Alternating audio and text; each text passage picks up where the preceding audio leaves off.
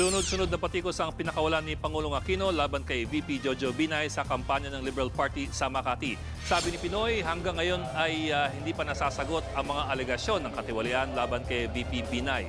Tanong pa niya kay Binay kung kaya ba ng tinatawag niyang palpak at manhid na gobyerno na gawing rising tiger ang dating sick man of Asia. Kasabay nito, iginit naman ni Pinoy na mabigat ang trabaho ng Pangulo at tila sinabing hindi siya nagpapabaya. Nagkatrangkaso raw siya noong nakaraang linggo pero hindi nakapagpahinga dahil sa blackout sa NAIA. Dagdag pa niya na ipagbigay alam sa kanya ang nangyayari sa Kidapawan isang araw bago mangyari ang gulo. Pauwi kami, papunta ng mapabalik na Maynila, nabanggit ni DILG Secretary Mel Sarmiento na kinabukasan patungo siya ng Kidapawan.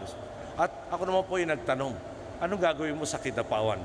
Sa totoo lang po, doon ko lang narinig sa unang pagkakataon na meron palang nangharang ng highway sa Kidapawan at nagkaroon ng isang violent dispersal. Alam po nyo, talagang 24/7, 365 days ang trabaho ko po. Paminsan-minsan po, nagre-reklamo na rin yung katawan ko. Be sure to come back. Use 5 everywhere. Copyright 2016.